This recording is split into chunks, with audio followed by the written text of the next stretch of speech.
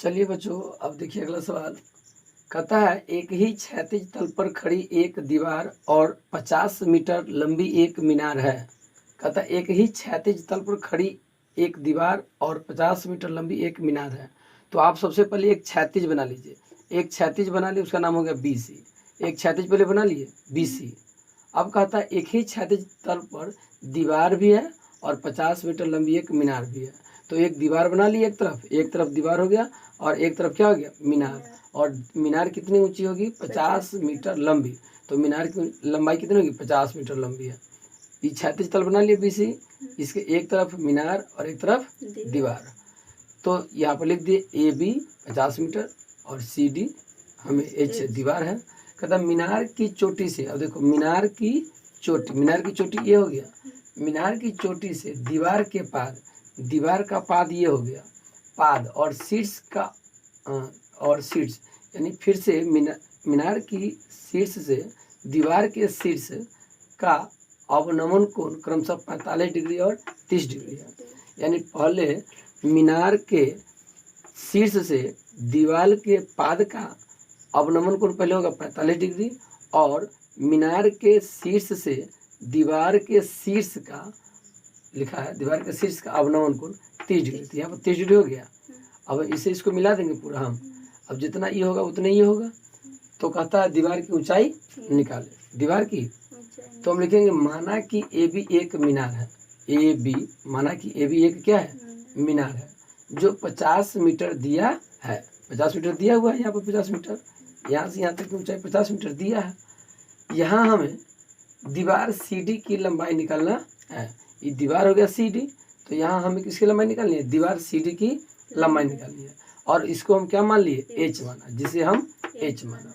चलिए अब क्या होगा, यहाँ देखिए, यहाँ पर जितना BC होगा उतने क्या होगा ED, उतने ED, दोनों आपस में क्या होगा, बराबर।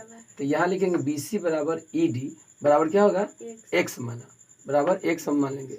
BC जितना BC उतना ED, क्या मान लिया, उसको हम X मान लिया। आज जितना CD होगा उतने BE, जितना CD होगा उतने BE, इसको हम क्या मान लिए, इसको H मान लेते, इसको भी H मान लिए। यानी जितना CD उतने BE, H मान लिए। अब हम लिखेंगे इसीलिए समकोण त्रिभुज ABC में, पहले वर्गा त्रिभुज ABC में लेकिन इसीलिए समकोण त्रिभुज ABC में tan, देखिए यहाँ पर 45 डिग्री लंब, ये आधार है, लंब और आधार tan में होता है। तो tan 45 डिग्री दिया हुआ 45 डिग्री, तो tan थीटा बराबर होता है लंब बटे आधार। लंब हो गया यहाँ से यहाँ तक AB, आधार हो गया BC।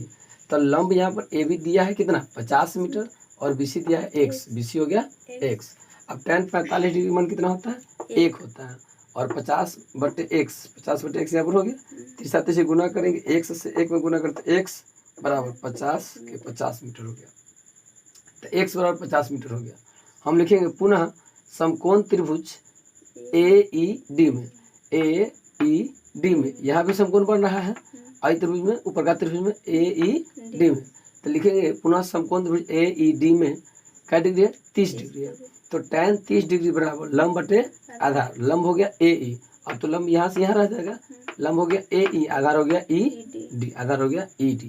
चलिए, तो AE के जगह पर AE रह जाएगा, ED के जगह पर क्या होगा, जितना ED उतना BC, तो जितना ED होगा उतने BC, तो BC की जब X है तो X का मान कितना निकला है, 50 मीटर। कितना निकला है, 50 मीटर। तो ED के जगह पर हम तो BC लिख देंगे, और BC की जगह पर क्या दिया है, X, और X के मान यहाँ पर दिया है कितना, 50 मीटर, तो 50 मीटर लिख देंगे।